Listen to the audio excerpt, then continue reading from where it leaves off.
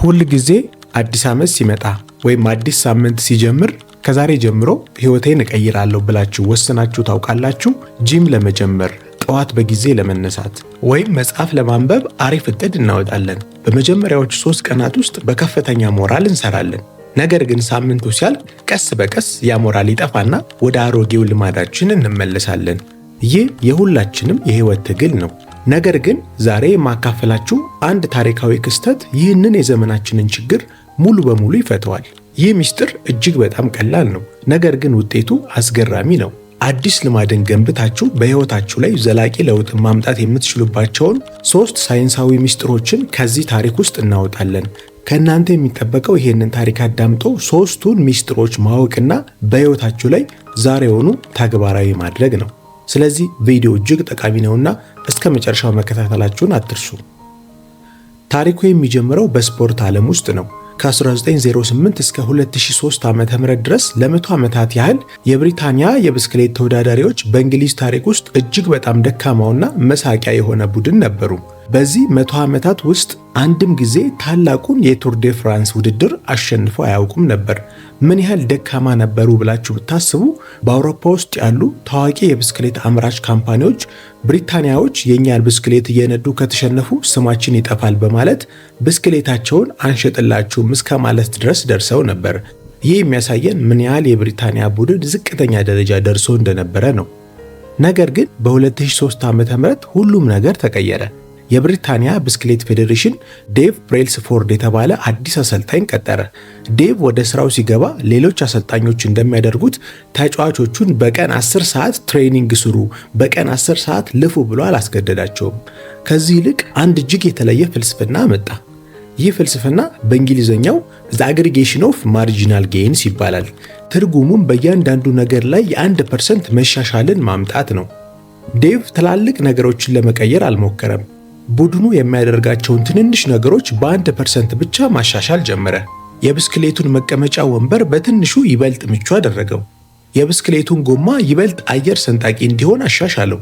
ነገር ግን በዚህ ብቻ አላቆመም። ከብስክሌቱ ውጭ ያሉትንም ትንንሽ ነገሮች አሻሻለ። ተወዳዳሪዎች ማታ ማታ የሚተኙበትን ትራስ የተሻለ እረፍት እንዲሰጣቸው በ1% ቀየረው። ተወዳዳሪዎቹ ጉንፋን እንዳይዛቸውና ልምምድ እንዳያቋርጡ እጃቸውን የሚታጠቡበትን የሳሙና አይነት ቀየረ። አሪፍ የሆነ ጥራት ያለው ሳሙና አደረገላቸው። ጡንቻዎቻቸው ቶሎ እንዲያገግሙና ጠንካራ እንዲሆኑ አዲስ የማሳጅ ጄል አመጣላቸው።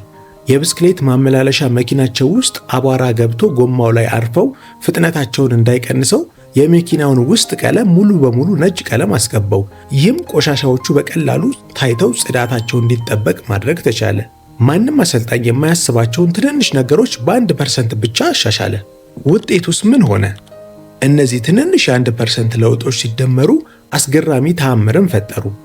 ዴቭ ስራ በጀመረ በ5ኛው ዓመት በ2008 የቤጂንግ ኦሎምፒክ ላይ የብሪታንያ ቡድን 60% የሚሆነውን የወርቅ ሜዳሊያ ጠራርጎ ወሰደ። በቀጣይም ለ100 ዓመት አሸንፈው የማያውቁትን የዓለሙን ትልቁን ውድድር በ6 ዓመታት ውስጥ 5 ጊዜ በማሸነፍ የዓለምን ሪከርድ ሰበሩ። ይህ አስገራሚ ታሪክ ወደኛ የዕለት ተዕለት ህይወት ሲመጣ ትልቅ የህይወት ምስጢር ይከፍትልናል። ህይወታችንን ለመቀየር በአንድ ጊዜ 180 ዲግሪ መዞርና ትልቅ ተአምር መፍጠር አይጠበቅብንም። ትልቁ የስኬት ምስጢር ያለው ትንንሽ ልማዶችን ገንብቶ ባለማቋረጥ መስራት ላይ ነው። ታዲያ ይህንን የ1% ህግ ተጠቅመን ስኬታችንን ወደ ላይ የሚያመጥቁ አዲስ ልማዶችን እንዴት መገንባት እንችላለን? የትኛውንም አዲስ ልማድ ለመገንባት ከፈለጋችሁ ለምሳሌ ማንበብ ሊሆን ይችላል። ጤናማ አመጋገብ እንዲኖራችሁ ልትፈልጉ ትችላላችሁ። ስፖርት መስራት ልትፈልጉ ትችላላችሁ። ገንዘብ መቆጠብ ልትፈልጉ ትችላላችሁ። የተለያዩ አዲስ ልማዶችን ለመገንባት የምትፈልጉ ከሆነ አሁን ከዚህ በኋላ የምነግራችሁን 3 ምርጥ መንገዶች መከተላችሁን ልብ በሉ። እነዚህ መንገዶች ተከትላችሁ እናንተ የምትፈልጉትን አዲስ ልምድ ቴክኒካል በሆነ መንገድ መገንባት ትችላላችሁ ማለት ነው። እነዚህ 3 ቴክኒኮችን አሁን በዝርዝር አቀርብላችኋለሁ። አንደኛ፣ እጅግ በጣም አነስተኛ በሆነ እርምጃ መጀመር። አብዛኞቻችን አዲስ ልማድ ስንጀምር ትልቅ እቅድ እናወጣለን። በቀን 2 ሰዓት አነባለሁ ወይም በቀን 1 ሰዓት ጂም እሰራለሁ እንላለን። ነገር ግን አእምሯችን ትልቅና ድንገተኛ ለውጥን ይፈራል፣ ይጠላል። ስለዚህም ቶሎ እንድናቆም ያደርገናል። ትክክለኛውን መንገድ መከተል ከፈለጋችሁ ይህንን አድርጉ። ልማዱን ማንም ሰው ሊያደርገው ወደሚችለው በጣም ትንሽ ደረጃ ወደ 1% ዝቅ ማድረግ ነው። በቀን 2 ሰዓት ለማንበብ ከማሰብ በቀን 2 ገጽ ብቻ አነባለሁ ብላችሁ ጀምሩ። ስፖርት ለመጀመር ከፈለጋችሁ በቀን 5 ፑሻፕ ብቻ እሰራለሁ በሉ። ይህንን ስታደርጉ አእምሯችሁ አይጨነቅም፣ ለማድረግም አትሰለቹም። ያ የጀመራችሁት 2 ገጽ ከወራት በኋላ ሳታስቡት ወደ 20 ገጽ ያድጋል። ያ የጀመራችሁት 5 ፑሻፕ በየቀኑ ከሰራችሁት ከጊዜ ወደ ጊዜ በቀን ውስጥ ከ30 እስከ 40 ፑሻፖችን መስራት ትጀምራላችሁ። ስለዚህ ዋናው ቁም ነገሩ መጀመሩ ላይ ነው። ስትጀምሩ ግን እነዛን ልምዶች ትንንሽ አድርጋችሁ ጀምሩት። የረጅም ርቀት ጉዞ በአንድ እርምጃ ይጀምራል ነው የሚባለው አይደለ? ስለዚህ እናንተም አንድን ነገር ለማድረግ ስትፈልጉ ያንን ነገር ቀለል ማድረግ ማለት ነው። ለምሳሌ ስልካችሁን በተለይ አሁን አብዛኞቻችን እየጎዳን ያለው ስልካችንን ረጅም ሰዓት የምንጠቀም ከሆነ ይህንን ልማድ ማቆም ከፈለጋችሁ ለመጀመሪያ የምታደርጉት በአንድ ጊዜ ስልክ ለመጠቀም ማቆም አይደለም። ለምሳሌ በቀን ውስጥ 4 ሰዓት 5 ሰዓት ስልካችሁን የምትጠቀሙ ከሆነ ምን ታደርጋላችሁ? ያንን ሰዓት መቀነስ ትጀምራላችሁ ማለት ነው። ስለዚህ በቀን ውስጥ 1 ሰዓት 4 ሰዓት 5 ሰዓት የምትጠቀሙ ከሆነ በመጀመሪያ ትንሽ ሰዓት ተጠቅማችሁ ማቆም ትጀምራላችሁ ማለት ነው። አእምሯችሁ ቀስ በቀስ ያንን ነገር እየለመደው ይሄዳል ማለት ነው። ስለዚህ አዲስ ነገር አዲስ ልምድን ለመልመድ ስትፈልጉ ያንን ነገር እጅግ ዝቅተኛ አነስተኛ በሆነ እርምጃ መጀመር የመጀመሪያው ትልቁ ቴክኒክ ነው። ሁለተኛው ቴክኒካችን ደግሞ ልማድን ማቆራኘት ወይም ደግሞ ሃቢት ስታኪንግ ይባላል። ሁለተኛውና እጅግ በጣም ኃይለኛው መንገድ አዲሱን ልማዳችሁን ከድሮውና ዘውትር ከምታደርጉት ልማዳችሁ ጋር ማጣበቅ ወይም ማቆራኘት ነው። በሕይወታችን ሳናስበው በየቀኑ የምናደርጋቸው ነገሮች አሉ። ለምሳሌ ጥርስ መቦረሽ፣ ቡና መጠጣት፣ ስልካችንን መጠቀም፣ የተለያዩ በየቀኑ የምናደርጋቸው ቋሚ ልማዶች ይኖራሉ። ስለዚህ አዲስ ልማድን መፍጠር ስትፈልጉ ማድረግ ያለባችሁ ትልቁ ነገር ይሄ ነው። የድሮውን ልማዴን ካደረግኩ በኋላ ወዲያውኑ አዲሱን ልማድ አደርጋለሁ በሉ። ለምሳሌ ሁል ጊዜ እናንተ ጠዋት ጠዋት ጥርሳችሁን የምትቦርሹ ከሆነ ምን ትላላችሁ?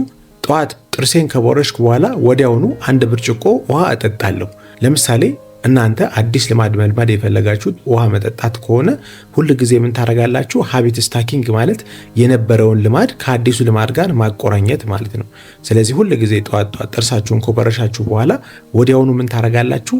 1 ብርጭቆ ውሃ ትጠጣላችሁ ማለት ነው። ስለዚህ የነበረው ልማድ ጥርስ መቦረሽ ነው። አዲሱ ልማድ ደግሞ ምንድነው? 1 ብርጭቆ ውሃ መጠጣት ነው።